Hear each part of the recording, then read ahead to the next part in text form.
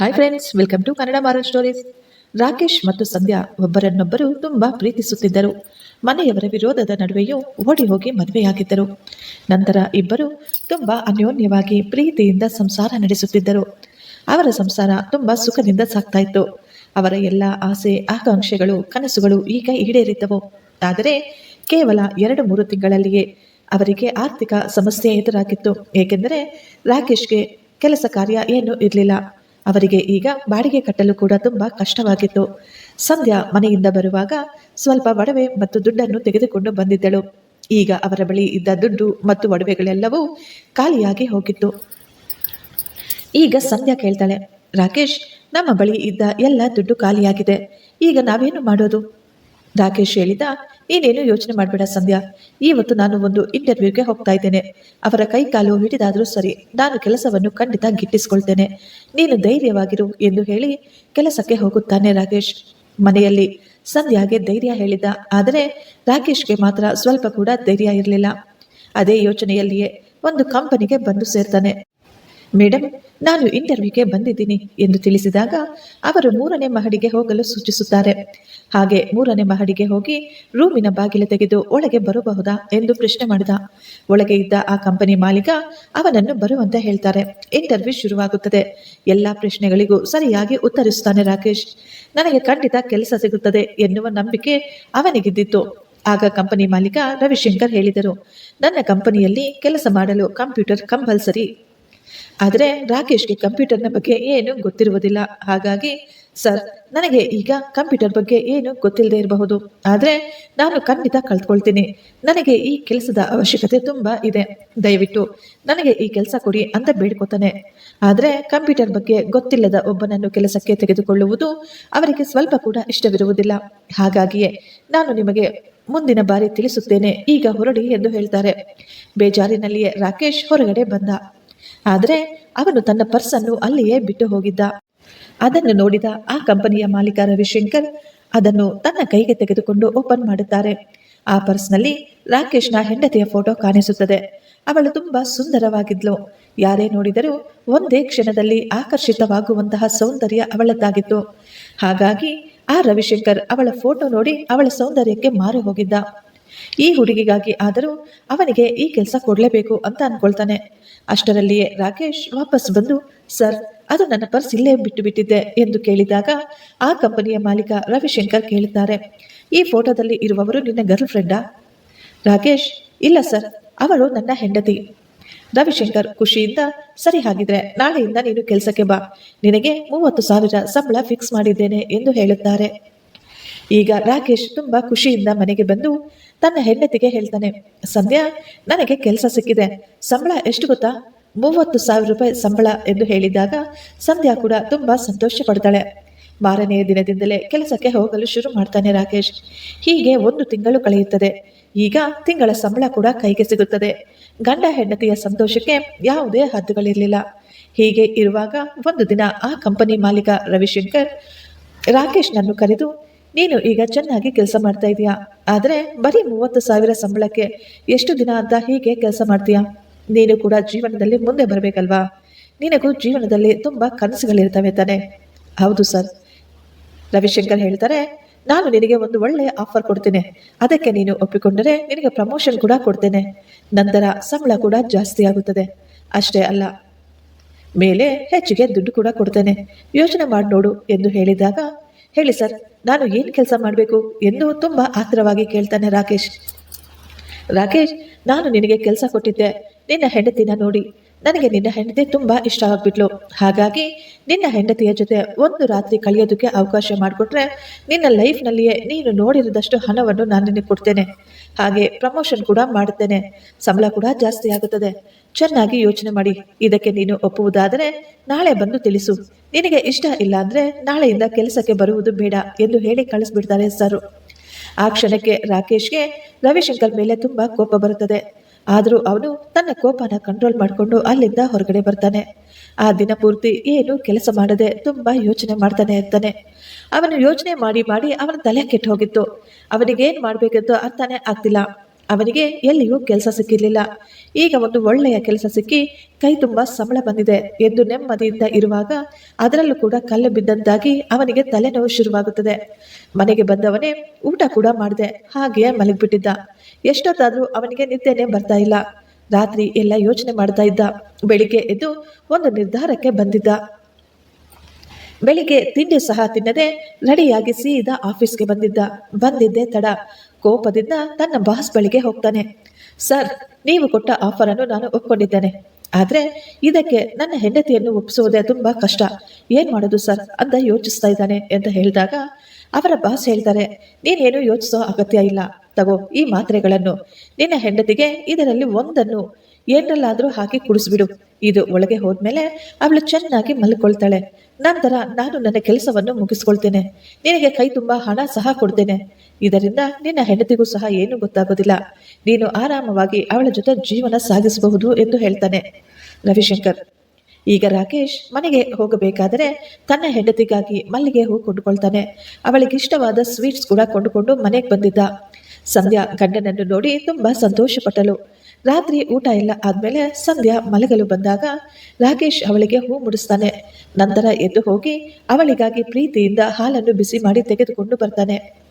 ಅವನು ಆ ಹಾಲ್ಗೆ ಕೆಲವೊಂದು ನಿದ್ರೆ ಮಾತ್ರೆಗಳನ್ನು ಬೆರೆಸಿ ತಂದು ಕೊಟ್ಟಿದ್ದ. ಸಂಧ್ಯಾ ಏನು ಯೋಚಿಸದೆ ಹಾಲು ಕುಡಿತಾಳೆ. ಯಾಕೆಂದ್ರೆ ಆಗಾಗ ರಾಕೇಶ್ ಸಣ್ಣ ಪುಟ್ಟ ಕೆಲಸಗಳಲ್ಲಿ ಹೆಂಡತಿಗೆ ಸಹಾಯ ಮಾಡೋದು ಅವನ ಅಭ್ಯಾಸ ಆಗಿತ್ತು. ಹಾಗಾಗಿಯೇ ಅವಳಿಗೆ ಏನು ವ್ಯತ್ಯಾಸ ಅನಿಸೋದಿಲ್ಲ.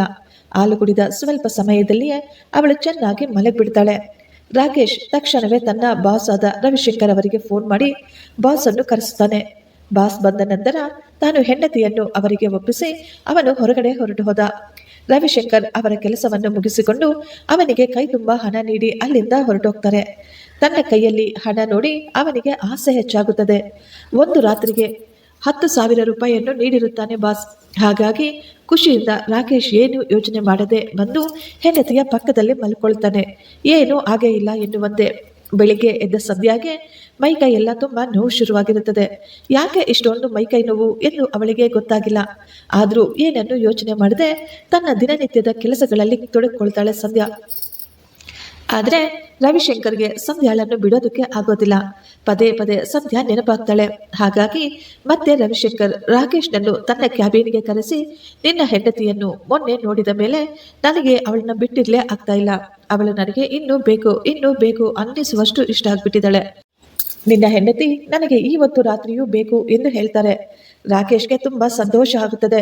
ಈ ದಿನವೂ ನನಗೆ ಒಳ್ಳೆಯ ದುಡ್ಡು ಸಿಗುತ್ತೆ ಅಂತ ರಾಕೇಶ್ ಬಾಸ್ನ ಮಾತಿಗೆ ಒಪ್ಕೊಳ್ತಾರೆ. ಮತ್ತೆ ಈ ರಾತ್ರಿ ಕೂಡ ಅದೇ ಪುನರಾವರ್ತನೆಯಾಗುತ್ತದೆ. ಹೀಗೆ 4-5 ದಿನ ಕಳೆದು ಹೋಗುತ್ತದೆ. ಸಂಧ್ಯಾಗೆ ಈಗ ಒಂದು ಅನುಮಾನ ಶುರುವಾಗಿತ್ತು. ಯಾಕೆಂದ್ರೆ ರವಿಶಂಕರ್ ಅವರ ಪರ್ಫ್ಯೂಮ್ ವಾಸನೆ ಅದು ವಿಭಿನ್ನವಾಗಿತ್ತು. ಈಗ ಸಂಧ್ಯಾ ಯೋಚಿಸುತ್ತಾಳೆ, ಬೆಳಿಗ್ಗೆ ಎದ್ದಾಗ ನಮ್ಮ ಮನೆಯಲ್ಲಿ ಎಲ್ಲ ಇದ್ಯಾವುದೋ ಬೇರೆ ರೀತಿಯ ಸೆಂಟ್ ವಾಸನೆ ಬರುತ್ತೆ. ನಮ್ಮ ಮನೆಯಲ್ಲಿ ಈ ರೀತಿ ವಾಸನೆ ಬರುವಂತಹ ಸೆಂಟ್ ಯಾವುದೂ ಇಲ್ಲ. ರಾತ್ರಿ ಏನಾದರೂ ನಡೆಯಬಾರದು ನಡೀತಾ ಇದೆಯಾ ಎಂದು ಅವಳಿಗೆ ಅನುಮಾನ ಬರಲು ಶುರುವಾಗುತ್ತದೆ. ಅಷ್ಟೇ ಅಲ್ಲ, ತನ್ನ ದೇಹದಲ್ಲಿ ಆಗುತ್ತಿರುವ ನೋವು ಹಾಗೂ ಅವಳ ದೇಹದ ಮೇಲೆ ಇದ್ದಂತಹ ಗಾಯಗಳನ್ನು ನೋಡಿ ಅವಳಿಗೆ ಒಂದು ಕಡೆ ಅನುಮಾನ ಸಹ ಉಂಟಾಗಿತ್ತು. ರಾತ್ರಿಯಲ್ಲಿ ನನ್ನ ಜೊತೆ ಏನಾದರೂ ತಪ್ಪಾಗಿ ನಡೀತಾ ಇದೆಯಾ? ರಾಕೇಶ್ ನನ್ನ ಜೊತೆ ಯಾವತ್ತೂ ಈ ರೀತಿ ರಾಕ್ಷಸನ ರೀತಿ ನಡೆದುಕೊಂಡಿಲ್ಲ. ಈಗೀಗ ಅವನಿಗೆ ಏನಾಗಿದೆ? ನನ್ನ ಜೊತೆ ಯಾಕಿಷ್ಟು ಕ್ರೂರವಾಗಿ ನಡೆದುಕೊಳ್ತಿದ್ದಾನೆ? ರಾತ್ರಿ ಆದರೆ ಸಾಕು, ನನಗೆ ಚೆನ್ನಾಗಿ ನಿದ್ದೆ ಬರುತ್ತೆ. ಬೆಳಿಗ್ಗೆ ಎದ್ದೇಳುವವರೆಗೂ ನನಗೆ ಪ್ರಜ್ಞೆನೇ ಇರೋದಿಲ್ಲ. ಬೆಳಿಗ್ಗೆ ಎದ್ದಾಗ ನನ್ನ ದೇಹದ ಈ ಸ್ಥಿತಿಯಲ್ಲಿರುತ್ತದೆ. ಏನಾಗ್ತಿದೆ ನನಗೆ ಎಂದು ಯೋಚನೆ ಮಾಡಲು ಶುರು ಮಾಡ್ತಾಳೆ ಸಂಧ್ಯಾ. ಆಗ ಅವಳಿಗೆ ನೆನಪಾಗುತ್ತದೆ, ಪ್ರತಿ ರಾತ್ರಿ ತನ್ನ ಗಂಡ ತನಗಾಗಿ ಹಾಲನ್ನು ತಯಾರಿಸಿ ತಂದು ಕುಡಿಸುವುದು. ನಾನು ಬೇಡ ಅಂದ್ರೂ ಸರಿ ಬಲವಂತವಾಗಿ ನನಗೆ ಹಾಲು ಕುಡಿಸ್ತಾನೆ. ಹೌದು, ಇಲ್ಲೇ ಏನೋ ತಪ್ಪು ನಡೀತಾ ಇದೆ. ಏನು ಎಂದು ಕಂಡುಹಿಡಿಯಲೇಬೇಕು ಅಂತ ತೀರ್ಮಾನಿಸ್ಕೊಳ್ತಾಳೆ. ಆವತ್ತು ರಾತ್ರಿ ತನ್ನ ಗಂಡ ತಂದುಕೊಟ್ಟ ಹಾಲನ್ನು ಅವನಿಗೆ ಗೊತ್ತಾಗದಂತೆ ಚೆನ್ನಾಗಿ ಕುಡಿದೆ ಎಂದು ಸುಳ್ಳು ಹೇಳಿ ಹಾಗೆಯೇ ಮಲ್ಕೊಳ್ತಾಳೆ. ಸಂಧ್ಯಾ ಮಲಗಿದ್ದಾಳೆ ಅನ್ಕೊಂಡು ರಾಕೇಶ್ ತಕ್ಷಣ ತನ್ನ ಬಾಸ್ಗೆ ಕರೆ ಮಾಡಿ ಕರೀತಾನೆ. ಅದೆಲ್ಲವನ್ನು ಗಮನಿಸ್ತಾಳೆ ಸಂಧ್ಯಾ. ಬಾಸ್, ಎಲ್ಲ ರೆಡಿಯಾಗಿದೆ, ಸಂಧ್ಯಾ ಮಲಗಿದ್ದಾಳೆ, ನೀವು ತಕ್ಷಣ ಬನ್ನಿ ಅಂತ ಹೇಳಿದ್ದ. ಬಾಸ್ ಒಳಗೆ ಬಂದ ನಂತರ ತನ್ನ ಗಂಡ ಹೊರಗೆ ಹೊರಟೋಗಿ ರವಿಶಂಕರ್ ಸಂಧ್ಯಾಳ ಸೆರಗಿಗೆ ಕೈ ಹಾಕಿದಾಗ ತಕ್ಷಣ ಎಚ್ಚರವಾದ ಸಂಧ್ಯಾ ಅವನ ಕೆನ್ನೆಗೆ ಒಂದು ಬಾರಿಸಿ ಯಾರ್ ನೀನು ಏನ್ ಮಾಡ್ತಾ ಇದೀಯಾ ಅಂತ ಕೇಳ್ತಾಳೆ. ಆಗ ರವಿಶಂಕರ್ ತುಂಬಾ ಗಾಬರಿಪಟ್ಟ. ಅವನು ನಡೆದ ಎಲ್ಲಾ ಸಂಗತಿಯನ್ನು ಸಂಧ್ಯಾಗೆ ವಿವರಿಸುತ್ತಾನೆ. ಸಂಧ್ಯಾಗೆ ಎಷ್ಟೋ ದುಃಖವಾಗುತ್ತದೆ ಎಂದರೆ ಅದು ಹೇಳತಿರದ್ದಾಗಿತ್ತು. ಅವಳ ಅಳು ಮತ್ತು ಕಿರುಚಾಟಕ್ಕೆ ರಾಕೇಶ್ ಕೂಡ ಒಳಗೆ ಓಡಿ ಬಂದಿದ್ದ. ಇಷ್ಟು ವರ್ಷ ಸಾಕಿ ಸಲಹಿದ ತಂದೆ ತಾಯಿಗೆ ನೋವು ಕೊಟ್ಟು ಅವರನ್ನು ಮೋಸ ಮಾಡಿ ನಿನ್ನ ಜೊತೆ ಓಡಿ ಬಂದಿದ್ದಕ್ಕೆ ತಕ್ಕ ಶಾಸ್ತಿ ಆಯಿತು ನನಗೆ ಎಂದು ಅವಳು ತನ್ನನ್ನೇ ತಾನು ಬೈಕೊಳ್ತಾ ಜೋರಾಗಿ ಕಣ್ಣೀರು ಹಾಕ್ತಾ ಇದ್ಲು. ಆಗ ರವಿಶಂಕರ್ ಹೇಳ್ತಾರೆ, ನಾನೇನು ನಿನ್ನ ಗಂಡನನ್ನು ಬಲವಂತ ಮಾಡಿರ್ಲಿಲ್ಲ, ಅವರಿಗೆ ಆಯ್ಕೆ ಕೊಟ್ಟಿದ್ದೆ ಅಷ್ಟೇ. ನಿನ್ನ ಮತ್ತು ಹಣದ ಮಧ್ಯೆ ಯಾವುದು ಬೇಕು ಅಂತ. ನಿನ್ನ ಗಂಡ ದುಡ್ಡನ್ನು ಆಯ್ಕೆ ಮಾಡಿಕೊಂಡಿದ್ದಾನೆ, ಇದರಲ್ಲಿ ನನ್ನ ತಪ್ಪೇನೂ ಇಲ್ಲ ಎಂದು ಅಲ್ಲಿಂದ ಹೊರಟು ಹೋದ. ಸಂಧ್ಯಾ ಈಗ ರಾಕೇಶ್ನ ಕೆನ್ನೆಗೆ 4 ಬಾರಿಸ್ತಾಳೆ. ಅವಳೀಗ ಜೋರಾಗಿ ಅಳ್ತಾ ಇದ್ಲು. ರಾಕೇಶ್ ಸಂಧ್ಯಾಳನ್ನ ಸಮಾಧಾನ ಮಾಡಿದ. ಸಂಧ್ಯಾ, ನನ್ನಿಂದ ಏನೋ ತಪ್ಪಾಗೋಯ್ತು. ಸ್ವಲ್ಪ ದುಡ್ಡು ಬಂದ್ರೆ ನಾವಿಬ್ರು ತಾನೇ ಸುಖವಾಗಿರೋದು. ನೀನು ನಿಮ್ಮ ತಂದೆ ಮನೆಯಲ್ಲಿ ಎಷ್ಟೊಂದು ಸುಖವಾಗಿ ಬೆಳೆದಿದ್ದೆ. ನನ್ನ ಜೊತೆ ಕಷ್ಟಪಡೋದನ್ನ ನನ್ನ ಕೈಯಲ್ಲಿ ನೋಡೋಕ್ಕಾಗ್ಲಿಲ್ಲ. ಅದಕ್ಕೆ ನಿನ್ನ ಚೆನ್ನಾಗಿಟ್ಕೋಬೇಕು, ನಿನಗೆ ಸುಖ ಕೊಡಬೇಕು ಅಂತ ಮಾತ್ರನೇ ನಾನು ಈ ಥರ ಕೆಲಸ ಮಾಡಿದೆ. ದಯವಿಟ್ಟು ನನ್ನನ್ನು ಕ್ಷಮಿಸಿಬಿಡು. ನಾನು ಜೀವನದಲ್ಲಿ ಮತ್ತೆ ಯಾವತ್ತೂ ಕೂಡ ಈ ರೀತಿ ಮಾಡೋದಿಲ್ಲ ಅಂತ ಅವಳ ಕಾಲ್ಗೆ ಬಿದ್ದು ಕೇಳ್ಕೊಳ್ತಾನೆ. ಕೆಲವು ದಿನ ಸಂಧ್ಯಾ ಅವನನ್ನು ಕ್ಷಮಿಸದಿದ್ದರೂ ನಿಧಾನವಾಗಿ ಅವನನ್ನು ಕ್ಷಮಿಸಿ ಎಲ್ಲ ಮರೆತು ಜೀವನ ಸಾಗಿಸ್ತಾಳೆ. ಆದರೆ ಅವಳ ಮನಸ್ಸಿನಲ್ಲಿ ಮಾತ್ರ ಯಾವುದೋ ಒಂದು ಮೂಲೆಯಲ್ಲಿ ತನ್ನ ಗಂಡನ ಮೇಲೆ ಇನ್ನೂ ಅನುಮಾನ ಇತ್ತು. ಒಂದು ಬಾರಿ ಈ ರೀತಿ ಮಾಡಿದವನು ದುಡ್ಡಿಗಾಗಿ ನಾಳೆ ಮತ್ತೆ ಇದೇ ಕೆಲಸವನ್ನು ಮಾಡುವುದಿಲ್ಲವೇ ಅಂತ. ಅವಳು ಈಗ ತನ್ನ ತವರು ಮನೆಗೆ ಫೋನ್ ಮಾಡ್ತಾಳೆ. ತಾನು ಮಾಡಿದ ತಪ್ಪಿಗೆ ಹೆತ್ತವರ ಬಳಿ ಕ್ಷಮಾಪಣೆ ಕೂಡ ಕೇಳ್ಕೊಳ್ತಾಳೆ. ಆದ್ರೆ ಸಂಧ್ಯಾಳ ತಂದೆ ತಾಯಿ ಹೇಳ್ತಾರೆ, ನೀನು ನಮ್ಮ ಪಾಲಿಗೆ ಯಾವತ್ತೋ ಸತ್ತೋಗಿದೀಯಾ, ಇನ್ಮೇಲೆ ನೀನು ನಮಗೆ ಫೋನ್ ಮಾಡಬೇಡ, ನಿನ್ನ ಮುಖ ಕೂಡ ನಮಗೆ ತೋರಿಸ್ಬೇಡ ಅಂತ ಹೇಳಿ ಅವಳ ಜೊತೆ ಪೂರ್ತಿಯಾಗಿ ಎಲ್ಲಾ ಸಂಬಂಧ ಕಳ್ಕೊಬಿಡ್ತಾರೆ. ರಾಕೇಶ್ ಕಂಪನಿಯಲ್ಲಿ ಕೆಲಸ ಬಿಟ್ಟ ನಂತರ ಅವನಿಗೆ ಬೇರೆಲ್ಲೂ ಈಗ ಕೆಲಸ ಸಿಗಲಿಲ್ಲ. ಈಗ ಮತ್ತೆ ಅವನು ತನ್ನ ಬಾಸ್ ಬಳಿಯೇ ಹೋಗ್ತಾನೆ. ಸರ್, ದಯವಿಟ್ಟು ನನಗೆ ಕೆಲಸ ಕೊಡಿ, ನನಗೆ ಬೇರೆಲ್ಲೂ ಕೆಲಸ ಇಲ್ಲ, ನನ್ನ ಮನೆಯಲ್ಲಿ ಊಟಕ್ಕೂ ಕೂಡ ತುಂಬಾ ಕಷ್ಟ ಆಗ್ಬಿಟ್ಟಿದೆ ಅಂತ ಕೇಳ್ಕೊಳ್ತಾನೆ. ಅವನ ಮೇಲೆ ಕರುಣೆಯಿಂದ ಬಾಸ್ ಅವನನ್ನು ಮತ್ತೆ ವಾಪಸ್ ಕೆಲಸಕ್ಕೆ ಇಟ್ಕೋತಾರೆ. ಆದ್ರೆ ದುಡ್ಡಿಗೆ ಅಭ್ಯಾಸ ಬಿದ್ದಿದ್ದ ರಾಕೇಶ್ಗೆ ಈಗ ಬರುತ್ತಿದ್ದ ಸಂಬಳ ಯಾವುದಕ್ಕೂ ಸಾಕಾಗ್ತಾನೆ ಇರ್ಲಿಲ್ಲ. ಅವನಿಗೆ ಇನ್ನೂ ದುಡ್ಡು ಬೇಕು ಅಂತ ಅನ್ನಿಸ್ತಾ ಇತ್ತು. ಅವನು ಈಗ ಡೈರೆಕ್ಟ್ ಆಗಿ ತನ್ನ ಬಾಸ್ನ ಕೇಳ್ತಾನೆ, ಸರ್, ನಿಮಗೆ ನನ್ನ ಹೆಂಡತಿ ಅಂದ್ರೆ ತುಂಬಾ ಇಷ್ಟ ಅಲ್ವಾ? ನಾನು ನಿಮಗೆ ಅವಳನ್ನ ಸೆಟ್ ಮಾಡ್ಕೊಡ್ತೀನಿ, ನೀವು ನನಗೆ ಪ್ರತಿದಿನ ಎಷ್ಟು ದುಡ್ಡು ಕೊಡ್ತೀರಾ ಅಂತ ಕೇಳ್ತಾನೆ. ಆದ್ರೆ ಈ ಬಾರಿ ಬಾಸ್ ಒಪ್ಕೊಳ್ಳೋದಿಲ್ಲ. ನಿನ್ನ ಹೆಂಡತಿಗೆ ಇದೆಲ್ಲ ಇಷ್ಟ ಇಲ್ಲ, ಬಲವಂತವಾಗಿ ನಾನು ಯಾವ ಹೆಣ್ಣನ್ನು ಇಷ್ಟಪಡುವುದಿಲ್ಲ ಎಂದು ಅವರು ಸೀದಾ ಹೇಳ್ಬಿಡ್ತಾರೆ. ಒಂದು ದಿನ ರಾಕೇಶ್ ಯಾರಿಗೋ ಫೋನ್ ಮಾಡಿ, ನನಗೆ ದುಡ್ಡು ಬೇಕು, ನಿನಗೆ ನನ್ನ ಹೆಂಡತಿ ಅಂದ್ರೆ ತುಂಬಾ ಇಷ್ಟ ಅಲ್ವಾ, ನಾನು ಎಲ್ಲವನ್ನು ಸೆಟ್ ಮಾಡ್ತೀನಿ, ನೀನು ಯಾವಾಗ ಬರ್ತೀಯಾ ಹೇಳು ಅಂತ ಯಾರಿಗೋ ಕೇಳ್ತಾ ಇರ್ತಾನೆ. ಈ ಮಾತುಗಳನ್ನು ಕೇಳಿಸಿಕೊಂಡ ರವಿಶಂಕರ್ ಅವರಿಗೆ ತುಂಬಾ ಬೇಸರವಾಗುತ್ತದೆ. ಅವನು ಈಗ ದುಡ್ಡಿಗಾಗಿ ಸಂಧ್ಯಾಳ ಜೊತೆ ಏನು ಮಾಡುವುದಕ್ಕೂ ಹಿಂಜರಿಯುವುದಿಲ್ಲ ಎಂದು ರವಿಶಂಕರ್ ಅವರಿಗೆ ಅರ್ಥವಾಗಿ ಹೋಗಿತ್ತು. ಈಗ ರವಿಶಂಕರ್ ಅವರೇ ಖುದ್ದು ರಾಕೇಶ್ನನ್ನು ಕರೆದು, ಸರಿ, ಈ ರಾತ್ರಿಗೆ ನಿನ್ನ ಹೆಂಡತಿಯ ಜೊತೆ ಅರೇಂಜ್ ಮಾಡು, ನಾನೇ ಬರ್ತೇನೆ ಅಂತ ಹೇಳಿ ಅವನಿಗೆ 10,000 ರೂಪಾಯಿಯನ್ನು ಕೊಡ್ತಾರೆ. ರಾಕೇಶ್ಗೆ ತುಂಬಾ ಸಂತೋಷ ಆಗಿತ್ತು. ಆದ್ರೆ ಈಗ ರವಿಶಂಕರ್ ಅವರು ಸಂಧ್ಯಾಗೆ ಫೋನ್ ಮಾಡ್ತಾರೆ. ಅವರ ಗಂಡ ಮಾಡುತ್ತಿರುವ ಎಲ್ಲಾ ಕೆಲಸವನ್ನು ಅವರು ಸಂಧ್ಯಾಗೆ ವಿವರಿಸ್ತಾರೆ. ಆದ್ರೆ ಸಂಧ್ಯಾ ಅವರ ಯಾವುದೇ ಮಾತನ್ನು ನಂಬೋದಿಲ್ಲ. ಆಗ ರವಿಶಂಕರ್ ಹೇಳ್ತಾರೆ, ಹಾಗಿದ್ರೆ ಈ ದಿನ ನೀನು ನಿನ್ನ ಗಂಡ ಕೊಡುವ ಹಾಲನ್ನು ಬದಲಾಯಿಸಿ ಅವನಿಗೆ ಹಾಲು ಕುಡಿದು ಮಲಗಿರುವ ಹಾಗೆ ನಾಟಕ ಮಾಡಿ ನೋಡು, ಸತ್ಯ ನಿನಗೆ ಗೊತ್ತಾಗುತ್ತದೆ ಅಂತ ಹೇಳ್ತಾರೆ. ರಾಕೇಶ್ ಈಗ ಮನೆಗೆ ಬಂದು ಸಂಧ್ಯಾಳ ಜೊತೆ ತುಂಬಾ ಪ್ರೀತಿಯಿಂದ ನಡೆದುಕೊಳ್ತಾ ಇದ್ದ. ಅವಳಿಗೆ ಹಾಲನ್ನು ಬಿಸಿ ಮಾಡಿ ತಂದು ಕೊಟ್ರೆ ಅವಳು ಹಾಲು ಕುಡಿಯಲು ನಿರಾಕರಿಸಿ ಬಿಡ್ತಾಳೆ. ನಾನು ಇನ್ನು ಮುಂದೆ ಯಾವತ್ತೂ ಹಾಲು ಕುಡಿಯೋದಿಲ್ಲ ಅಂತ ಖಂಡಿತವಾಗಿಯೂ ಹೇಳ್ತಾಳೆ. ಈಗ ರಾಕೇಶ್ ಹೇಳ್ದ, ಸಂಧ್ಯಾ, ನೀನು ಇನ್ನೂ ಹಳೆಯದನ್ನ ಮರ್ತಿಲ್ಲ, ಅವೆಲ್ಲ ಕಳೆದೋಗಿದ್ದಂಥದ್ದು. ಈಗ ನಾವಿಬ್ಬರು ತುಂಬಾ ಸಂತೋಷವಾಗಿದ್ದೀವಿ ತಾನೆ.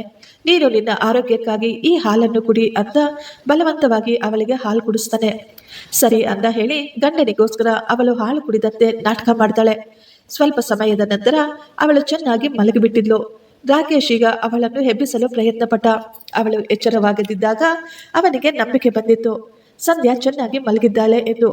ತಕ್ಷಣ ತನ್ನ ಬಾಸ್ಗೆ ಫೋನ್ ಮಾಡಿ ಮನೆಗೆ ಕರೆಸ್ಕೊಳ್ತಾನೆ.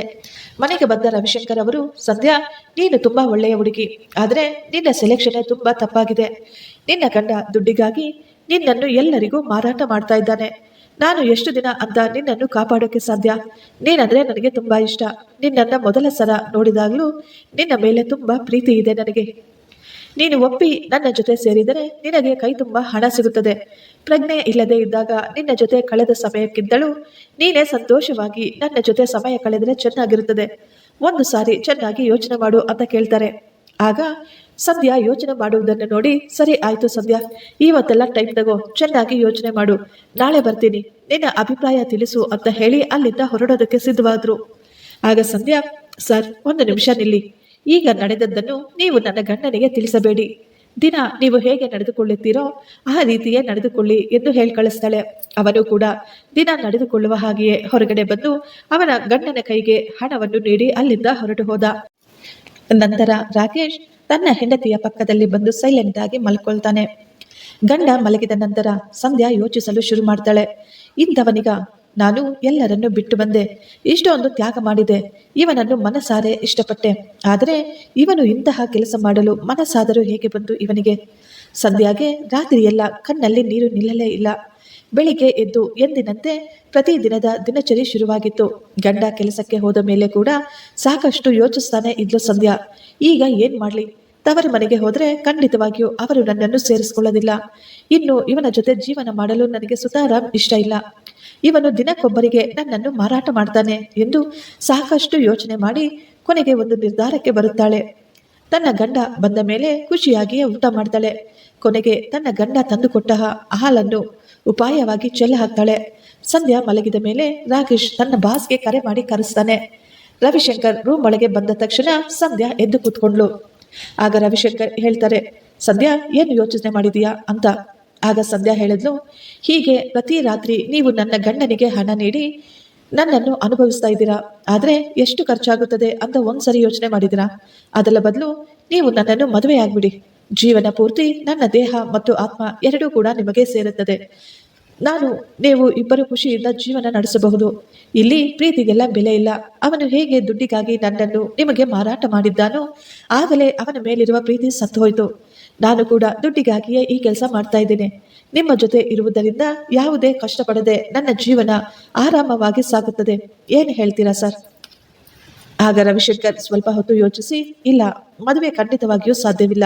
ಯಾಕೆಂದ್ರೆ ನನಗೆ ಈಗಾಗಲೇ ಮದುವೆ ಆಗಿದೆ, ಮಕ್ಕಳು ಕೂಡ ಇದ್ದಾರೆ. ನಾನು ನಿನ್ನನ್ನು ಮದುವೆಯಾಗಲು ಸಾಧ್ಯ ಇಲ್ಲ. ಆದರೆ ಒಂದು ಮಾತು, ನನಗೆ ನಿನ್ನ ದೇಹ ಮತ್ತು ಆತ್ಮ ಎರಡೂ ಕೂಡ ಬೇಕು. ನೀನು ಕೇಳಿದ ಜೀವನವನ್ನು ಕೊಡಲು ನಾನು ರೆಡಿಯಾಗಿದ್ದೇನೆ. ನನ್ನ ಜೊತೆ ಬಾ, ಬೇರೆ ಮನೆ ಮಾಡಿ ನಿನ್ನನ್ನು ಇಟ್ಕೊಳ್ತೀನಿ. ನಿನ್ನ ಜೀವಮಾನದ ಕೊನೆಯವರೆಗೂ ಯಾವುದೇ ತೊಂದರೆ ಬರದಷ್ಟು ಸುಭದ್ರವಾಗಿ ನಿನ್ನ ಜೀವನವನ್ನು ಕೂಡ ನೋಡ್ಕೊಳ್ತೀನಿ. ಆದರೆ ಮದುವೆ ಮಾತ್ರ ಆಗಲು ಸಾಧ್ಯ ಇಲ್ಲ ಅಂತ ಹೇಳ್ತಾನೆ. ಆಗ ಸಂಧ್ಯಾ ಯೋಚಿಸಿ, ನನ್ನ ಗಂಡನ ಜೊತೆ ಇದ್ದು ಪ್ರತಿದಿನ ಒಬ್ಬೊಬ್ಬರ ಜೊತೆ ಹೀಗೆ ಬದುಕುವುದಕ್ಕಿಂತ ಇವರು ಹೇಳಿದ ರೀತಿಯಲ್ಲಿ ಬದುಕುವುದು ಉತ್ತಮ ಎಂದು ಅಂದುಕೊಂಡು ಅವರ ಮಾತಿಗೆ ಒಪ್ಕೊಳ್ತಾಳೆ. ಆದರೆ ನೀವು ನನ್ನನ್ನು ಇಲ್ಲಿಂದ ಕರೆದುಕೊಂಡು ಹೋಗುವವರೆಗೂ ಪ್ರತಿದಿನ ನೀವು ಇಲ್ಲಿ ಬರಬೇಕು ಅಂತ ಕೇಳ್ಕೊಂಡಿದ್ಲು ಸಂಧ್ಯಾ. ಯಾಕೆಂದ್ರೆ ನನ್ನ ಗಂಡನ ಮೇಲೆ ನನಗೆ ನಂಬಿಕೆ ಇಲ್ಲ. ಮಾರನೇ ದಿನ ಕೂಡ ಯಥಾ ಪ್ರಕಾರ ಸಾಗುತ್ತದೆ. ರಾತ್ರಿ ರವಿಶಂಕರ್ ರೂಮ್ಗೆ ಬಂದಾಗ ಎಲ್ಲ ವ್ಯವಸ್ಥೆ ಆಯ್ತಾ ಅಂತ ಕೇಳಿದ್ಲು. ಆಯ್ತು, ಸ್ವಲ್ಪ ದೂರದಲ್ಲಿಯೇ ನಿನಗಾಗಿ ಒಂದು ಮನೆಯನ್ನ ಖರೀದಿಸಿದ್ದೀನಿ. ನಾಳೆ ರಿಜಿಸ್ಟ್ರೇಷನ್ ಇದೆ. ನೀನು ಮಧ್ಯಾಹ್ನ ರೆಡಿಯಾಗಿರು. ನಾನು ಬಂದು ನಿನ್ನನ್ನು ಕರೆದುಕೊಂಡು ಹೋಗಿ ಮನೆಯನ್ನು ನಿನ್ನ ಹೆಸರಿಗೆ ಮಾಡಿಸ್ತೀನಿ. ಅಷ್ಟು ಮಾತ್ರ ಅಲ್ಲ, ನಿನಗಾಗಿ ಒಂದು ಬೊಟಿಕ್ ಅನ್ನು ಸಹ ರೆಡಿ ಮಾಡಿಸಿದ್ದೀನಿ. ಅದನ್ನು ಪೂರ್ತಿಯಾಗಿ ನಿನಗೆ ಬಿಟ್ಟುಕೊಡಲು ನಾನು ರೆಡಿ ಇದ್ದೇನೆ. ನಾನು ನಿನ್ನ ಜೊತೆ ಇಲ್ದಿದ್ರೂ ಕೂಡ ನಿನ್ನ ಜೀವನಕ್ಕೆ ಏನು ತೊಂದರೆ ಆಗದಿರೋ ರೀತಿ ಅದು ನಿನಗೆ ಒಂದು ಸುಭದ್ರ ಜೀವನವನ್ನು ನೀಡುತ್ತದೆ. ನೀನು ಗೌರವವಾಗಿ ಬದುಕಬಹುದು ಎಂದು ನಾನು ನಿನಗೆ ಮಾತು ಕೊಡ್ತೀನಿ. ಅವಳು ಕೂಡ ಖುಷಿಯಾಗಿ ಒಪ್ಕೊಂಡ್ಳು. ಸರಿ, ಮೊದಲು ನೀವು ನನ್ನ ಹೆಸರಿಗೆ ಅದನ್ನು ರಿಜಿಸ್ಟರ್ ಮಾಡಿ, ನಂತರ ನಾನು ಅಲ್ಲಿ ಬಂದು ನೆಲೆಸ್ತೇನೆ. ಇದು ಯಾವುದೂ ಕೂಡ ನನ್ನ ಗಂಡನಿಗೆ ತಿಳಿಯಬಾರದು ಎಂದು ಪದೇ ಪದೇ ಹೇಳ್ತಾಳೆ. ಹೀಗೆ ಒಂದು ವಾರ ಕಳೆದು ಹೋಗುತ್ತದೆ. ರವಿಶಂಕರ್ ಈಗ ಎಲ್ಲ ವ್ಯವಸ್ಥೆಯನ್ನು ಮಾಡಿ ಒಂದು ಮಧ್ಯಾಹ್ನ ರಾಜೇಶ್ ಆಫೀಸ್ನಲ್ಲಿ ಇರುವ ಸಮಯದಲ್ಲಿ ಅವರ ಮನೆಗೆ ಬರ್ತಾರೆ. ಎಲ್ಲ ವ್ಯವಸ್ಥೆ ಆಗಿದೆ. ಸಂಧ್ಯಾ, ನೀನು ಲಾಯರ್ ಆಫೀಸ್ಗೆ ಬಂದು ಸೈನ್ ಮಾಡಿದರೆ ಎಲ್ಲ ಆಸ್ತಿಯು ನಿನ್ನ ಹೆಸರಿಗೆ ವರ್ಗಾವಣೆ ಆಗುತ್ತದೆ ಅಂತ ಹೇಳಿದ್ರು. ಸಂಧ್ಯಾ ಕೂಡ ಸರಿ ಎಂದು ಲಾಯರ್ ಆಫೀಸ್ಗೆ ಹೋಗಿ ಎಲ್ಲ ಕೆಲಸ ಮುಗಿಸಿ ಆ ಆಸ್ತಿಯ ಪತ್ರಗಳನ್ನು ತನ್ನ ಕೈಯಲ್ಲಿ ಹಿಡಿದುಕೊಂಡು ನೋಡ್ತಾಳೆ. ಆದರೆ ಅವಳಿಗೇನು ಖುಷಿ ಅನಿಸೋದಿಲ್ಲ. ಆದರೆ ಅವಳ ಮುಖದಲ್ಲಿ ಮಾತ್ರ ಒಂದು ಮಂದಹಾಸ ಮೂಡಿಬರುತ್ತೆ. ಯಾಕೆಂದರೆ ಈಗ ಅವಳ ಜೀವನದಲ್ಲಿ ಈ ಪ್ರೀತಿ, ಪ್ರೇಮ, ಸಂಸಾರ ಇದೆಲ್ಲರ ಮೇಲೆಯೂ ನಂಬಿಕೆ ಕಳೆದುಕೊಂಡಿದ್ಲು. ಸದ್ಯಕ್ಕೆ ಅವಳಿಗೆ ಈಗ ತನ್ನ ಜೀವನ ಪೂರ್ತಿ ಒಂದು ಆರ್ಥಿಕವಾಗಿ ಭದ್ರತೆ ಬೇಕಾಗಿತ್ತಷ್ಟೇ. ಅದು ಈಗ ಅವಳ ಕೈಯಲ್ಲಿತ್ತು. ಹಾಗಾಗಿ ಅವಳ ಮನಸ್ಸಿಗೆ ನೆಮ್ಮದಿಯಾಗಿದೆ. ಅಲ್ಲಿಂದ ಸೀದಾ ಸಂಧ್ಯಾ ತನ್ನ ಗಂಡನ ಆ ಪುಟ್ಟ ಬಾಡಿಗೆ ಮನೆಗೆ ಹೋಗದೆ ಸೀದಾ ತನ್ನ ಸ್ವಂತ ಮನೆಗೆ ಹೋಗ್ತಾಳೆ. ಆ ಮನೆಯನ್ನು ನೋಡಿ ನಿಜಕ್ಕೂ ಅವಳಿಗೆ ತುಂಬಾ ಖುಷಿಯಾಗುತ್ತದೆ. ಅವಳ ಸಂತೋಷ ನೋಡಿ ರವಿಶಂಕರ್ಗೂ ಕೂಡ ತುಂಬಾ ಸಂತೋಷವಾಗುತ್ತದೆ. ಈಗ ಸಂಧ್ಯಾ ಹೇಳ್ತಾಳೆ, ರೀ, ಈ ಪ್ರಪಂಚದ ಮುಂದೆ ನೀವು ನನಗೆ ತಾಳಿ ಕಟ್ಟಬೇಡಿ, ಆದ್ರೆ ಮನೆಯಲ್ಲೇ ಆ ದೇವರ ಮುಂದೆ ತಾಳಿ ಕಟ್ಟಿ ಸಾಕು, ನನ್ನ ಆತ್ಮಗೌರವಕ್ಕಾಗಿ ಎಂದು ಕೇಳಿಕೊಂಡಳು. ಆಗ ರವಿಶಂಕರ್ ಕೂಡ ಅವಳ ಮಾತಿಗೆ ಒಪ್ಪಿ ಮನೆಯಲ್ಲೇ ದೇವರ ಮುಂದೆ ಸಂಧ್ಯಾಗೆ ತಾಳಿ ಕಟ್ಟಿದ. ಈ ಪ್ರಪಂಚದ ಮುಂದೆ ಅವಳು ಈಗ ರವಿಶಂಕರ್ನ ಗೆಳತಿ ಆಗಿದ್ಲಷ್ಟೇ, ಆದರೆ ಆ ದೇವರ ಮುಂದೆ ಅವಳು ಈಗ ಆತನ ಹೆಂಡತಿಯಾಗಿದ್ದಳು. ಈಗ ಅವರಿಬ್ಬರು ತಮ್ಮ ಹೊಸ ಜೀವನವನ್ನು ಶುರು ಮಾಡಿದ್ದರು. ಇತ್ತ ರಾಕೇಶ್ ರಾತ್ರಿ ಮನೆಗೆ ವಾಪಸ್ ಬಂದ. ಹೆಂಡತಿ ಇಲ್ಲದಿರುವುದನ್ನು ನೋಡಿ ಇಲ್ಲೇ ಎಲ್ಲೋ ಹೊರಗೆ ಹೋಗಿರ್ಬೇಕು ಅಂತ ಸುಮ್ನಾದ. ಎಷ್ಟೊತ್ತಾದ್ರೂ ಸರಿ ಹೆಂಡತಿ ಬರದೇ ಇರೋದನ್ನ ನೋಡಿ ಅವನಿಗೆ ಸ್ವಲ್ಪ ಗಾಬರಿಯಾಗಿತ್ತು. ಎಲ್ಲ ಕಡೆ ಹುಡುಕಾಡ್ತಾ ಇದ್ದ, ಆದ್ರೆ ಸಂಧ್ಯಾ ಮಾತ್ರ ಎಲ್ಲೂ ಸಿಗೋದಿಲ್ಲ. ಅವಳ ತನ್ನ ಫೋನ್ ಮನೆಯಲ್ಲಿಯೇ ಬಿಟ್ಟು ಬೇರೆ ಹೋಗಿದ್ಲು.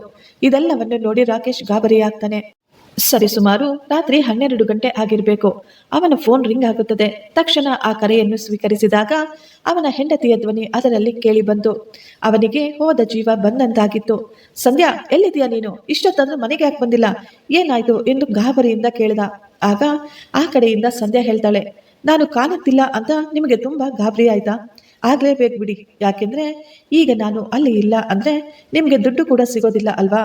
ದುಡ್ಡಿಗಾಗಿ ನೀನು ಇಂತಹ ನೀಚ ಕೆಲಸ ಮಾಡ್ತೀಯ ಅಂತ ನಾನು ಅಂದ್ಕೊಂಡಿರ್ಲಿಲ್ಲ.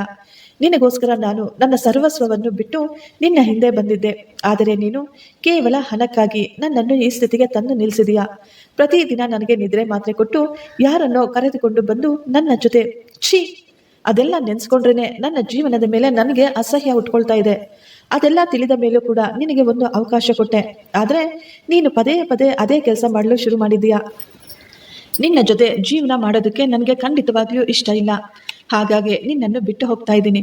ನನ್ನನ್ನು ಹುಡುಕುವ ಪ್ರಯತ್ನವನ್ನು ನೀನು ಮಾಡಬೇಡ. ನಿನಗೆ ಫೋನ್ ಸಹ ಮಾಡಬಾರ್ದು ಅಂತ ಅಂದ್ಕೊಂಡಿದ್ದೆ. ನಾನು ಎಲ್ಲಿದ್ದೀನಿ ಅಂತ ತಿಳಿಸ್ಬಾರ್ದು ಅಂದ್ಕೊಂಡಿದ್ದೆ, ಆದರೆ ನಿನ್ನಷ್ಟು ಕಲ್ಲು ಮನಸ್ಸು ನನಗಿಲ್ಲ. ನಾನು ಎಲ್ಲಿ ಹೋದ್ನೋ ಎಂದು ಹುಡುಕುವ ಕಷ್ಟ ತೆಗೆದುಕೊಳ್ಬಾರ್ದಲ್ವಾ? ಅದಕ್ಕಾಗಿಯೇ ನಿನಗೆ ಫೋನ್ ಮಾಡಿ ಹೇಳ್ತಾ ಇದ್ದೀನಿ. ಜೀವನದಲ್ಲಿ ಇನ್ನೊಮ್ಮೆ ನಾನು ನಿನ್ನನ್ನು ನೋಡಲು ಸಹ ಇಷ್ಟಪಡೋದಿಲ್ಲ ಎಂದು ಹೇಳಿ ಫೋನ್ ಕಟ್ ಮಾಡಿದ್ಲು ಸಂಧ್ಯಾ. ಆ ಮಾತುಗಳನ್ನು ಕೇಳಿದ ರಾಕೇಶ್ಗೆ ನಿಜಕ್ಕೂ ಶಾಕ್ ಆಗಿದ್ದಂತೂ ಸುಳ್ಳಲ್ಲ. ಹೌದು, ದುಡ್ಡಿಗಾಗಿ ನಾನು ನನ್ನ ಹೆಂಡತಿಯನ್ನು ಕಳೆದುಕೊಂಡೆ ಎಂದು ಅವನು ರಾತ್ರಿಯೆಲ್ಲ ಅಳ್ತಾ ಇದ್ದ. ಆದ್ರೆ ಏನು ಮಾಡುವುದು? ಈಗ ಕಾಲ ಮಿಂಚಿ ಹೋಗಿತ್ತು. ಸಂಧ್ಯಾ ಎಲ್ಲಿ ಹೋಗಿದ್ದಾಳೆ ಎಂದು ತಿಳಿಯದೆ ಹುಚ್ಚನ ಹಾಗೆ ತುಂಬಾ ಯೋಚಿಸ್ತಾ ಇದ್ದ. ತುಂಬಾ ಕಡೆ ಹುಡುಕಾಡ್ತಾನೆ. ಅವಳನ್ನ ಕಳ್ಕೊಂಡಿದ್ದಕ್ಕೆ ಅವನಿಗೆ ಸ್ವಲ್ಪ ಕೂಡ ಇಷ್ಟ ಇರೋದಿಲ್ಲ. ಯಾಕೆಂದ್ರೆ ಅವಳಿಗೆ ಆಸ್ತಿ ಅಂತಸ್ತು ತುಂಬಾನೇ ಇತ್ತು. ಯಾವಾಗ್ಲಾದ್ರೂ ಸರಿ ಅವಳ ಆಸ್ತಿ ಬಂದೇ ಬರುತ್ತೆ ಅಂತ ಅವನಿಗೆ ಚೆನ್ನಾಗಿಯೇ ಗೊತ್ತಿತ್ತು. ಅದಕ್ಕೆ ಇನ್ನು ಕೇವಲ 16 ವರ್ಷದ ಸಂಧ್ಯಾಳನ್ನು ಪ್ರೀತಿ ಅಂತ ನಂಬಿಸಿ ಇಷ್ಟೊಂದು ದೂರ ಕರೆದುಕೊಂಡು ಬಂದ್ಬಿಟ್ಟಿದ್ದ. ಈಗ ತಾನು ಕೆಲಸ ಮಾಡುತ್ತಿರುವ ಕಂಪನಿಗೆ ಬಂದು ತನ್ನ ಮಾಲೀಕರ ಹತ್ತಿರ ಕೆಲಸ ಬಿಡೋದಾಗಿ ಹೇಳ್ತಾನೆ. ಯಾಕೆ ಎಂದು ಕೇಳಿದಾಗ ತುಂಬಾ ನೊಂದುಕೊಂಡು, ದಯವಿಟ್ಟು ನನ್ನನ್ನು ಕ್ಷಮಿಸಿಬಿಡಿ ಸರ್. ಹಣದ ಆಸೆಗಾಗಿ ನನ್ನ ಹೆಂಡತಿಯನ್ನು ನಾನು ನಿಮಗೆ ಮಾರಾಟ ಮಾಡಿದ್ದೆ. ಅದಕ್ಕೆ ನನಗೆ ಸರಿಯಾದ ಶಿಕ್ಷೆ ಆಗಿದೆ. ಕೇವಲ ಸ್ವಲ್ಪ ಹಣಕ್ಕಾಗಿ ನಾನೇನು ಕಳೆದುಕೊಂಡಿದ್ದೇನೆ ಅಂತ ನನಗೆ ಮಾತ್ರ ಗೊತ್ತು. ಈಗ ನನಗೆ ಜೀವನದ ಮೇಲೆ ಭರವಸೆ ಹೊರಟು ಹೋಗಿದೆ. ಇದೆಲ್ಲವನ್ನು ಬಿಟ್ಟು ನಾನು ನನ್ನ ಊರಿಗೆ ಹೊರಟೋಗ್ತಾ ಇದ್ದೀನಿ. ಇನ್ನು ನನ್ನ ಜೀವನ ಪೂರ್ತಿ ನನ್ನ ತಂದೆ ತಾಯಿಯ ಜೊತೆಯಲ್ಲಿಯೇ ಅವರಿಗಾಗಿಯೇ ಬದುಕಲು ನಿರ್ಧಾರ ಮಾಡಿದ್ದೇನೆ. ಈ ಹಣ ಎಂತಹ ಮನುಷ್ಯನನ್ನು ಕೂಡ ಬದಲಾಯಿಸಿಬಿಡುತ್ತೆ ಎನ್ನುವುದಕ್ಕೆ ನಾನೇ ದೊಡ್ಡ ಉದಾಹರಣೆ. ನಾನು ಮನಸಾರೆ ಪ್ರೀತಿಸಿದ ಹುಡುಗಿಯನ್ನು ಕೇವಲ ಹಣಕ್ಕಾಗಿ ಈ ರೀತಿ ಮಾಡಿಬಿಟ್ನಲ್ಲ ಅಂತ ನಾನು ಸಾಯುವವರೆಗೂ ಪಶ್ಚಾತ್ತಾಪ ಪಡ್ತಲೇ ಇರ್ತೇನೆ ಅಂತ ಹೇಳಿ ಅವನು ಅಲ್ಲಿಂದ ಹೊರಟು ಹೋದ. ರಾಕೇಶ್ನ ಅಳು ಮುಖನ ನೋಡಿ ಸಂಧ್ಯಾ ಬಗ್ಗೆ ಹೇಳಬೇಕು ಅಂದ್ಕೊಂಡ್ರು ರವಿಶಂಕರ್. ಆದ್ರೆ ಸಂಧ್ಯಾಗೆ ಕೊಟ್ಟ ಮಾತನ್ನು ನೆನಪಿಸಿಕೊಂಡು ಅವರೇನೂ ಹೇಳೋದಿಲ್ಲ. ರಾಕೇಶ್ ಈಗ ಊರಿಗೆ ಬಂದು ಸೇರ್ಕೊಂಡ. ಹೀಗೆ ದಿನಗಳು ಕಳೆಯುತ್ತಾ 1 ವರ್ಷ ಕಳೆದು ಹೋಗಿತ್ತು. ಕೊನೆಗೆ ತನ್ನ ತಂದೆ ತಾಯಿ ತೋರಿಸಿದ ಹುಡುಗಿಯನ್ನು ಮದುವೆಯಾಗಿ ಜೀವನ ನಡೆಸಲು ಶುರು ಮಾಡಿದ್ದ. ರವಿಶಂಕರ್ ಸಂಧ್ಯಾಳನ್ನು ತುಂಬಾ ಚೆನ್ನಾಗಿ ನೋಡ್ಕೊಳ್ತಿರ್ತಾರೆ. ಇವಳು ಕೂಡ ಆತನ ಪ್ರೀತಿಯಲ್ಲಿ ತುಂಬಾ ಸಂತೋಷವಾಗಿದ್ಲು. ಈಗ ಸಂಧ್ಯಾ ಮತ್ತು ರವಿಶಂಕರ್ಗೆ ಒಂದು ಮುದ್ದಾದ ಹೆಣ್ಣು ಮಗು ಸಹ ಹುಟ್ಟಿತ್ತು. ಇತ್ತ ರಾಕೇಶ್ಗೆ ಮಕ್ಕಳಾಗಿಲ್ಲ. ಅವನು ಮಕ್ಕಳಿಲ್ಲ ವ್ಯಥೆಯನ್ನು ಅನುಭವಿಸ್ತಾ ಇರ್ತಾನೆ. ಎಷ್ಟು ವರ್ಷ ಆದ್ರೂ ಅವನಿಗೆ ಮಕ್ಕಳಾಗದೆ ಇರೋದನ್ನ ನೋಡಿ ಅವನಿಗೆ ಅನಿಸುತ್ತದೆ, ನಾನು ಸಂಧ್ಯಾಗೆ ಮಾಡಿದ ಅನ್ಯಾಯಕ್ಕೆ ಆ ದೇವರು ನನಗೆ ತಕ್ಕ ಶಾಸ್ತಿ ಮಾಡಿದ್ದಾರೆ ಎಂದು. ಅವನ ಜೀವನದಲ್ಲಿ ಅವನಿಗೆ ಸಂತೋಷ ಅನ್ನೋದೇ ಈಗ ಮರೀಚಿಕೆ ಆಗ್ಬಿಟ್ಟಿತ್ತು. ಸ್ವಲ್ಪ ವರ್ಷಗಳು ರಾಕೇಶ್ಗೆ ಮಕ್ಕಳಾಗ್ತಾನೆ ಇಲ್ಲ ಅಂತ ಗೊತ್ತಾದ್ಮೇಲೆ ಅವನ ಹೆಂಡತಿ ಕೂಡ ಅವನನ್ನು ಬಿಟ್ಟು ಬೇರೊಬ್ಬನ ಜೊತೆ ಹೊರಟು ಹೋಗ್ತಾಳೆ. ಈ ಅವಮಾನದ ಜೊತೆಗೆ ಅವನು ತನ್ನ ವಯಸ್ಸಾದ ತಂದೆ ತಾಯಿಯ ಜೊತೆ ಜೀವನ ನಡೆಸಿಕೊಂಡು ಹೋಗ್ತಾ ಇದ್ದ. ಸಮಾಜದ ದೃಷ್ಟಿಯಲ್ಲಿ ಅವರಿಬ್ಬರು ಗಂಡ ಹೆಂಡತಿ ಅಲ್ಲದೆ ಇರಬಹುದು. ಆದರೆ ಅವನು ಅವಳನ್ನು ದೇವರ ಮುಂದೆ ಮದುವೆಯಾಗಿ ಸಂಸಾರ ಮಾಡ್ತಾ ಇರೋದು ಈಗ ಸತ್ಯವಾದ ಸಂಗತಿ. ತನ್ನ ಜೀವನವನ್ನು ತಾನು ತುಂಬಾ ಸಂತೋಷವಾಗಿ ನಡೆಸಿಕೊಂಡು ಹೋಗ್ತಾ ಇರ್ತಾಳೆ ಸಂಧ್ಯಾ. ಅವಳ ಸುತ್ತಮುತ್ತಲಿರುವ ಜನಗಳಿಗೆ, ಅವಳ ಪರಿಚಯದವರಿಗೆ ಎಲ್ಲರಿಗೂ ಗೊತ್ತು ಸಂಧ್ಯಾ ಮತ್ತು ರವಿಶಂಕರ್ ಇಬ್ಬರು ಗಂಡ ಹೆಂಡತಿ ಎಂದು. ಈ ಕಡೆ ಅವನು ತನ್ನ ಹೆಂಡತಿಗೆ ಮೋಸ ಮಾಡಿದರೂ ತನ್ನನ್ನು ನಂಬಿ ಬಂದ ಇನ್ನೊಬ್ಬಳನ್ನು ಮೋಸ ಮಾಡದೆ ಅವಳ ಕೈ ಹಿಡಿದು ಅವಳಿಗೆ ಜೀವನದ ಒಂದು ದಾರಿಯನ್ನು ತೋರಿಸಿದ್ದ. ಮೊದಲು ಮದುವೆ ನಿರಾಕರಿಸಿದ್ರೂ ಕೂಡ ಸಮಾಜದಲ್ಲಿ ಅವಳಿಗೆ ಒಂದು ಗೌರವ ಸಿಗಬೇಕೆಂದು ಅವಳನ್ನು ಗುಟ್ಟಾಗಿಯೇ ಮದುವೆ ಕೂಡ ಮಾಡಿಕೊಂಡಿದ್ದ. ಯಾಕೆಂದ್ರೆ ನನ್ನಿಂದಲೇ ಅವಳ ಜೀವನ ಈ ರೀತಿ ಹಾಳಾಯಿತು ಅಂತ ಅವನಿಗನ್ನಿಸ್ತಾ ಇತ್ತು. ಈ ಜನ ಅವಳನ್ನು ಕೆಟ್ಟದಾಗಿ ಮಾತಾಡಬಾರ್ದು, ಯಾರು ನನ್ನ ಹೆಂಡತಿಯನ್ನು ಮತ್ತು ಮಗುವನ್ನು ನೀಚವಾಗಿ ಕಾಣಬಾರ್ದು ಅಂತ ಹೇಳಿ ಅವನು ಅವಳಿಗೂ ಸಹ ಒಂದು ಬಾಳು ಕೊಟ್ಟಿದ್ದ. ಅವಳಿಗೊಂದು ಸುಭದ್ರ ಜೀವನವನ್ನು ಕೂಡ ರೂಪಿಸಿಕೊಟ್ಟಿದ್ದ. ಅವನಿಗೆ ಎರಡನೆಯ ಹೆಂಡತಿ ಆಗಿದ್ದರೂ ಕೂಡ ಅವಳಿಗೇನು ಬೇಜಾರಿಲ್ಲ.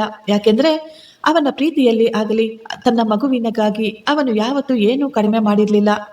ಅಂಥವನೊಂದಿಗೆ ಮದುವೆ ಎನ್ನುವ ಬಾಂಧವ್ಯದಲ್ಲಿ ಇದ್ದು ಅವಮಾನ ಅನುಭವಿಸುವುದಕ್ಕಿಂತ ಇಂಥವನನ್ನು ಮದುವೆಯಾಗದೆ ಜೀವಿಸುವುದು ಉತ್ತಮ ಎಂದು ಅಂದುಕೊಂಡಳು ಆಕೆ. ಫ್ರೆಂಡ್ಸ್, ಈ ಸ್ಟೋರಿ ನಿಮಗೆ ಇಷ್ಟವಾಗಿದ್ದರೆ ಒಂದು ಲೈಕ್ ಮಾಡಿ ಮತ್ತು ನಮ್ಮ ಚಾನಲ್ ಅನ್ನು ಸಬ್ಸ್ಕ್ರೈಬ್ ಮಾಡಿಕೊಳ್ಳಿ.